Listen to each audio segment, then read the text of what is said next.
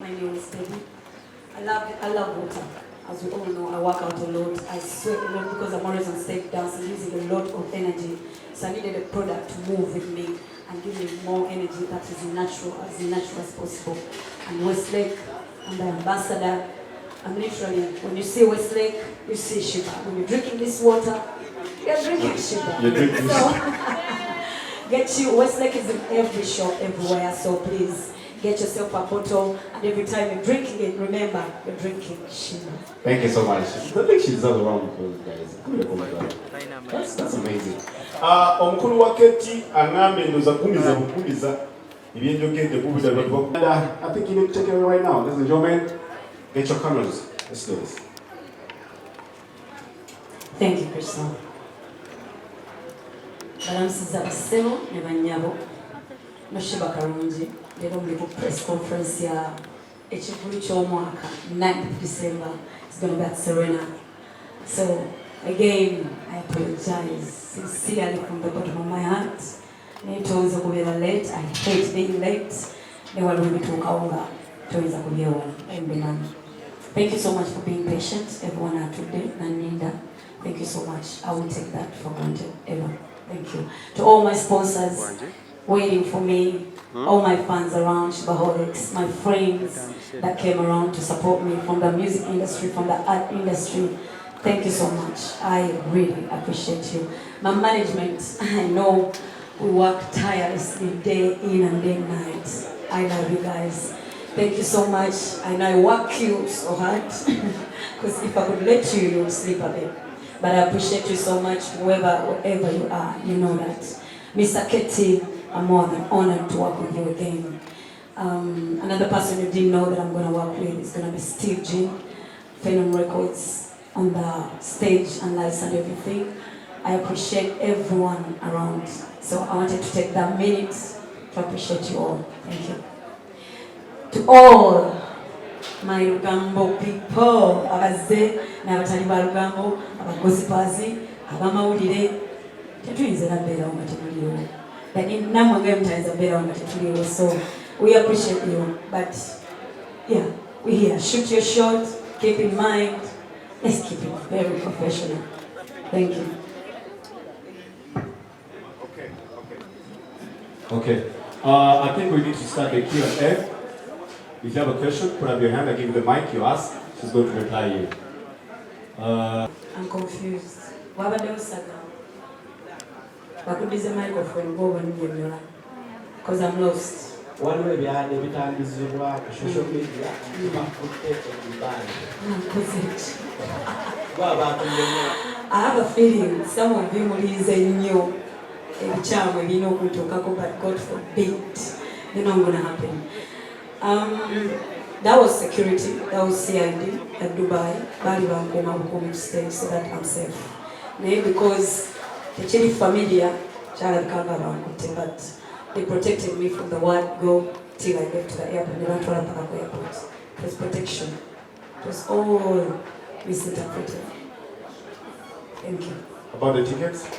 About the tickets, 3 million a table. Tebo yegena kujjako n'ekyokunywa, tebo y'omwami w'omukyalo bama tubona abaguze tebo ejjako n'ekyokunywa, ejjako ne latte ekyokulya. So ordinary tickets genda kuba za $15,000, naye early birds abanguwa okugula bagenda gigula ku 10.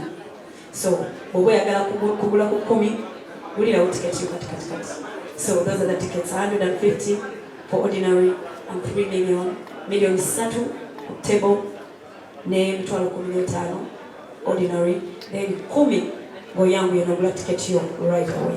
Thank you. Okay, so guys, without the ask me that. Serena, yes, of course. The first thing everyone was worried about when I take her Serena was H42. We're gonna take our fans. I've done Africana twice and I sold out. We also this time, this show. In the show mwaka, I sat with Mr. Keti kwanga zonna show zange yazikoze. Ne musaba tukolona tuleme kukola kisaawe. Nze kennyini. Ekirungi mwami Keti n'ampuliriza because nategeera vision gye njagala. Eno show si ya numbers zokka. eno show ina kyetegeeza nnyo gyendi ntandika jjani empya ng'omuyimbi so nina show gye njagala okukolanga nange sigikolangako ate gisobola kufuna mu kisaawe kulwa ebintu bingi technical issues oluusi bigaana ebisaawe oluusi kigaana okukuwa exactly kyoyagala so njagala close doors so that I can do exactly what I've always dreamt of. And show with John Girota, Jengendo Kola from 9th. Girota Deniaka Jonokova and Mwanamto. If it was only gave you na for the first time in the because it's sad. If you don't tell me I'm giving man. With good people, I'm working with a lot of people. Abanyambako, Aziz Azion, Abiramo band rehearsals Zange, you know, a lot of people that I'll be telling you about. So in a show, again, I'm quite different. I tell you what twist. Between Joe Bagambao, Momasa. So trust me, abantu bange bonna abanayagala okundaba bagenda kundaba ku Serena. Thank you. Okay, thank you. Bakutani? Ani? Martin isebo badde nsaba ojje for the first time. Kimanyi abamawulire temusasula tickets. Naye for the first time njagala ogule ticket yo ojje otuule maaso. Gula na table ndageko. Otuule maaso gogenda okugenda onyumiza abantu oba nsobola okuyimba live oba yabadde live oba teyabadde live. Just come around.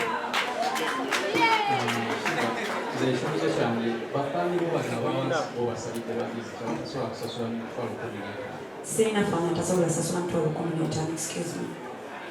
Excuse me. Tetaliyo simulina because bafanzi bange bandaba bamanyi what I am worth. Bafani bange basasula bobo basabye mtwale na bagenda gisasula.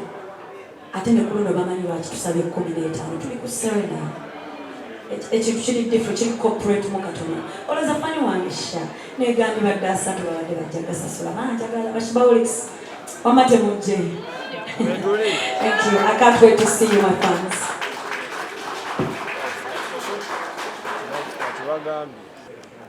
Show bagiyita Sheebah live. Omuntu agenda okujjako olwo olunaku agenda kujja kulaba Sheebah.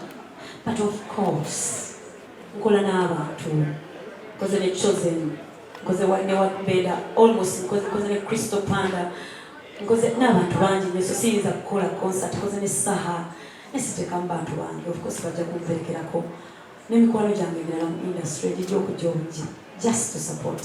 So trust me, si esho njagala okubagamba nti ono agenda kukola njagala omuntu ajje ngazze kulaba Sheebah naye ate oluwombo lwabasangayo akyakabinyo. Just turn up, man, turn up.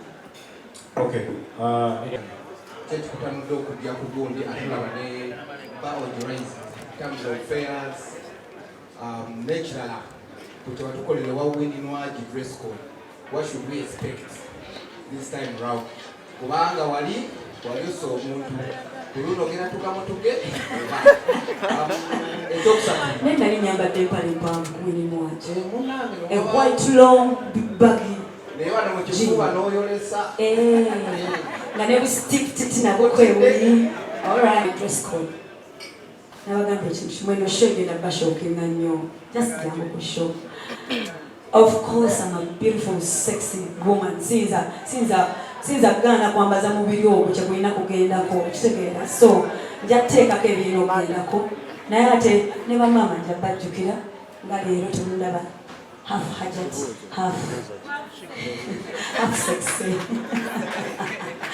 No, trust me, just come around. I'm going to give you me. Ngenda kuwa in a show, I'm going to turn 33 next month, 11th November. And I was in Yakasaki Moisatu. So the show, your show is so say, Nandi Mucha Mukulu. Let me just say that. Mind the young, JK Miaka, Ekuzenyo, every to me, Dagara Katibula.